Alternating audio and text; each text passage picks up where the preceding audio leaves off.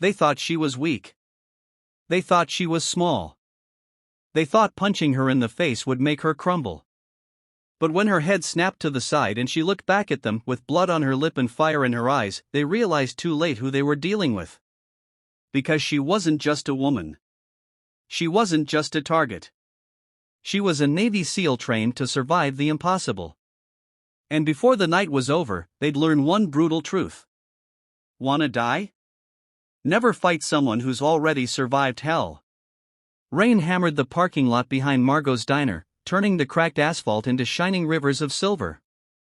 It was supposed to be a quiet night, her first week back home after completing 8 years of service as a Navy SEAL. She wanted peace. She needed silence. After everything she'd seen overseas, the last thing she wanted was conflict. But trouble doesn't ask permission before it shows up. She had stepped outside for air, her coffee still hot in her hands, when she heard the muffled sounds of someone crying. At first, she thought maybe her mind was playing tricks, ghosts of restless nights and missions she couldn't erase. But then she saw her, a teenage girl curled up on the ground near the dumpster, shaking, hands over her face. Before Margot could get 2 steps closer, 3 shadows emerged from around the corner. Boys. High schoolers, maybe. The kind who thought pain was power and cruelty meant control. Get up, one of them barked. The girl didn't. So he grabbed her by the hair. Margot didn't think. Didn't plan. Instinct surged through her like wind pushing open a door. Let her go, she said, voice steady, calm, almost bored. The boys turned. They weren't impressed. Margot wasn't tall. She wasn't broad. Not the hulking, stereotype-breaking image people expected from someone with her resume. She was quiet, deceptively ordinary, and wearing an old hoodie that hid the muscle she carried like armor. What are you gonna do about it? The tallest boy sneered. Margot stepped forward. I said let her go. The boy smirked, then swung.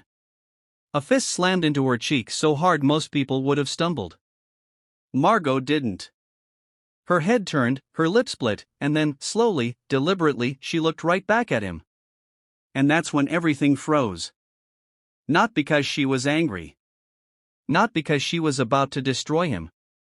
But because behind the pain in her eyes, there was a darkness he didn't understand.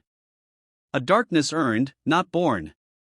He'd just punched someone who'd survived firefights, ambushes, drown-proofing, torture simulations, and nights crying into a uniform that smelled like fear and gunpowder. Someone who'd buried teammates. Someone who'd fought for her life more times than he'd fought for anything. Her voice was soft when she spoke. Bad choice. The next few seconds were a blur of movement too quick for them to process. A wrist twisting. A knee buckling. A scream. The crunch of someone hitting the pavement. Margot didn't lash out in rage, every motion was controlled, precise, minimizing harm while eliminating threat. She moved like water. She struck like memory, sharp and uninvited.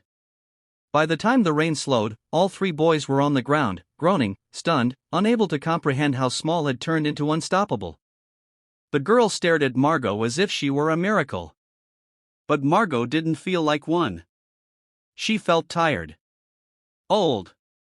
Haunted. You're safe, she whispered, helping the girl to her feet. No one's hurting you tonight. The girl's voice cracked. Why would you help me? Margot hesitated. Because I wasn't helped. Because no one came for me when I needed it. Because I know how it feels to be small. But she only said, because you deserved someone to care. As the police sirens echoed in the distance, Margot took a deep breath. She had returned home to heal. Instead, she was being dragged back into the world she wanted to leave behind. She didn't know it yet, but this moment would change everything. Because those boys weren't acting alone. And the girl? She was connected to something much darker. Something that would force Margot to confront the pain she tried to bury. The next evening, the diner was unusually quiet. The hum of the refrigerator blended with the soft chatter of customers, but Margot felt the tension beneath it all. News traveled fast in small towns. Too fast. The local paper didn't know she was a Navy SEAL. They only called her a small lone woman who defended a teen against a group of youths. But rumors were louder than truth, and the stares she received carried a mix of curiosity, fear, and admiration. She didn't want any of it. She wanted to drink her soup and go home. But fate had other plans. The bell above the diner door jingled, and the air shifted. 5 men walked in, not boys. Not kids. Men with heavy boots, hard eyes, and the unmistakable swagger of people who weren't afraid to hurt others. They spotted her instantly. The leader stepped forward. Square jaw. Broken nose. A tattoo of a snake wrapping around his neck. He spoke with the calmness of someone used to violence. "You're the one who put my nephew in the hospital." Margot didn't look up from her soup. "Your nephew punched a girl. And me. You broke his arm. I prevented him from breaking hers." The man's jaw tightened. "You're gonna pay for what you did." The diner went silent. A waitress froze mid-step. Someone whispered her name. Margot finally raised her head and something inside her clicked. Not fear. Not anger. Clarity. This wasn't about punishment. This was about pride. Intimidation. Control. The same patterns she'd seen overseas in warlords and commanders who thought strength came from making others small. She put down her spoon. Stood up slowly. And looked the man straight in the eyes. "You really don't want to do this?" He laughed. A cold, empty sound. "Lady, we're 5. You're 1. Margot sighed. A heavy, tragic sound. That's what they said last time, too. Before the leader could blink, she moved. A perfect forward strike, a disarm, a sweep, years of training unfolding like choreography. The man hit the floor with a thud that shook the table beside them. The other 4 charged. And Margot met each one with a storm of precision and restraint. She didn't strike to kill, only to end the fight. A wrist locked. A knee